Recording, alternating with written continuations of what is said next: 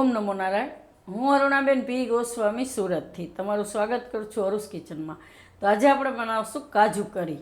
તો કાજુ કરી બનાવવા માટે આપણે કાજુ લીધા છે 1 કપ જેટલા, અને ડુંગળી આપણે લીધી છે 2 થી 3 આ રીતે કાપીને લીધી છે, અને 3 થી 4 ટમેટાં લીધા છે.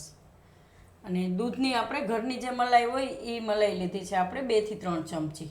થોડાક કાજુ આપણે ગ્રેવીમાં નાખીશું.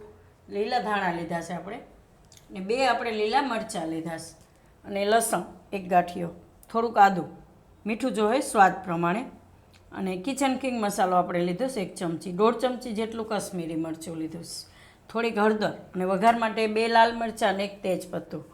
અને આને આપણે ઘી ને તેલ બેયમાં વઘાર કરશું. તો થોડુંક આપણે ઘી લીધું છે, અને તેલ અને પાણી જોઈએ. તો પહેલાં આપણે આ કાજુને કુકરમાં બાફવાના છે, પણ પાણી નાખ્યા વગરનું. તો આને આપણે પહેલાં ધોઈ લેવાના છે, ખાલી ધોવાના જ છે, એને પાણીમાં નથી બાફવાના. તો આ રીતે ધોઈ નાખવાના. તો કાજુને આપણે આ રીતે ધોઈ અને બીજા વાટકામાં રાખી દેવાના.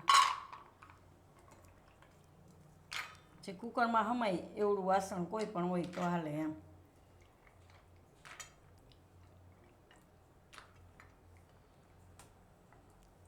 આ રીતના.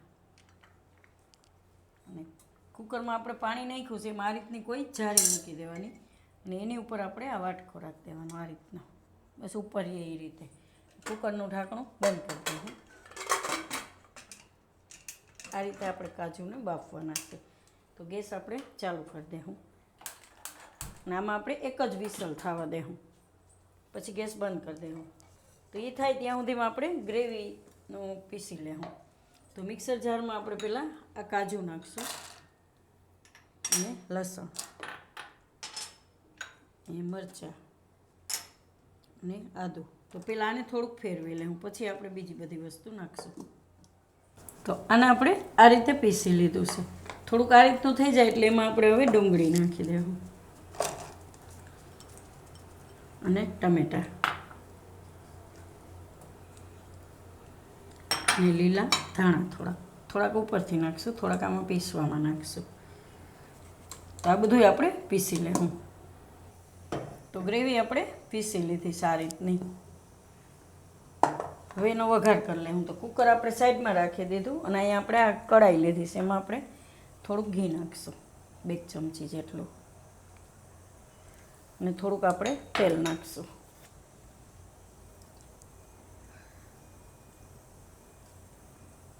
તો આને આપણે ગરમ થવા દેવું. તો આપણે ઘી ને તેલ ગરમ થઈ ગયું છે, તેમાં આપણે આ તેજપત્તાને નાખીશું. તો આને ટુકડા કરી નાખી દેવું આ રીતે, ને લાલ મરચાં,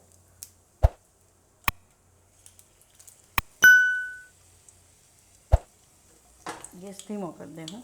હળદર, કલર આવી જાય એમાં એમ, અને લાલ મરચું નાખીને તરત ગ્રેવી નાખી દેવાની.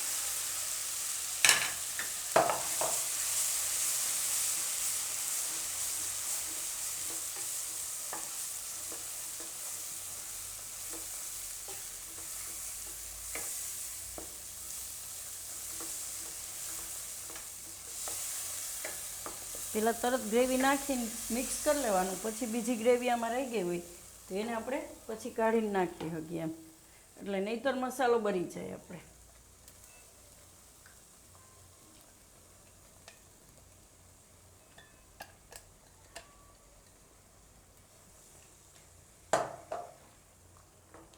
આમાં આપણે હવે મસાલો નાખી દઈશું કિચન કિંગ, અને મીઠું સ્વાદ પ્રમાણે. તો ગ્રેવીને આપણે પાકવા દેવું, અને કુકરનો ગેસ આપણે બંધ કરી દીધો છે.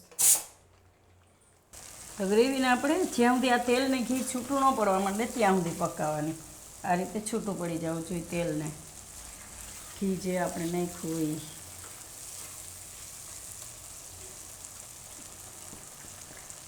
તો હવે આપણે ગેસ થોડુંક ધીમો કરી દેવું, ને કાજુને જોઈ લેવું ખોલીને.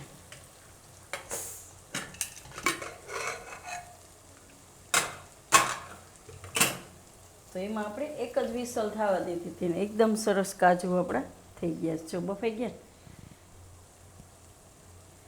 આ રીતના. તો એને આપણે કાઢી લેવું બહાર.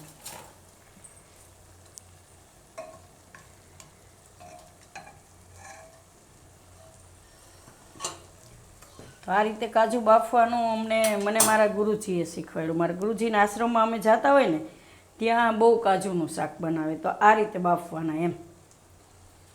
અને ત્યાં ગમે એટલો મોટો પ્રસંગ હોય કે ગમે એ હોય ને, ગમે એટલા માણસો હોય તો ત્યાં કાજુનું જ શાક બનતું હોય. કેટલા કાજુ જોઈએ. આપણે ત્યારે મસ્તા બાપુના ઓલામાં ગયા હતા ને ત્યાં કેટલું બાણા હતું.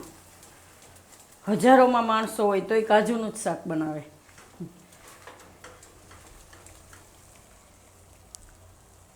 તો હવે આપણે આમાં થોડુંક પાણી નાખીશું. તમારે જેવી ગ્રેવી કરવી હોય એ પ્રમાણે તમે નાખી શકો. તો આપણે થોડુંક પાણી નાખીશું આમાં.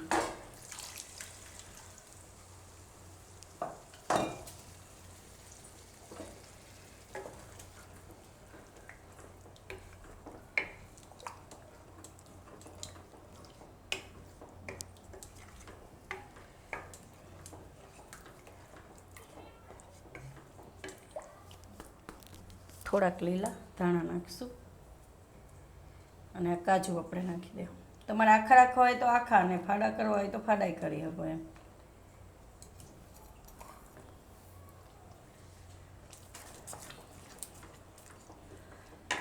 આને આપણે થોડીક વાર પાકવા દેવું ગ્રેવીમાં.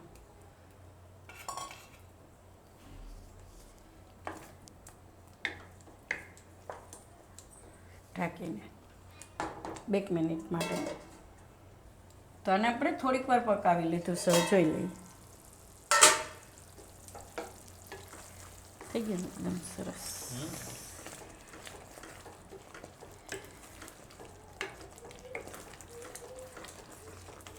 તો થોડાક ધાણા આપણે રાખી દેવું આમાં. અને આપણે જે મલાઈ લીધી હતી એ નાખી દેવું હવે આમાં.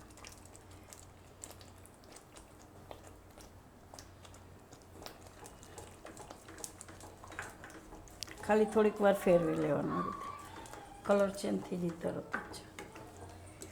રેડમાંથી ઓરેન્જ આવી જાય. એકદમ આમ સરસ લાગે એમ. થોડીક મલાઈ નાખી હોય ને તો.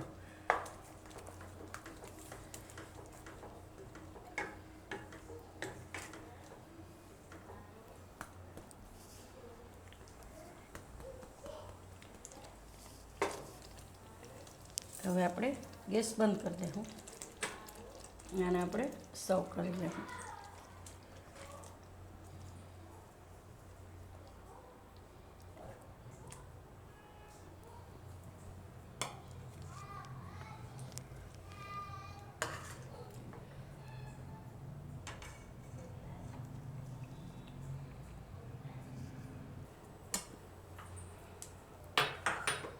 તો તૈયાર છે આપણી કાજુ કરીનું શાક.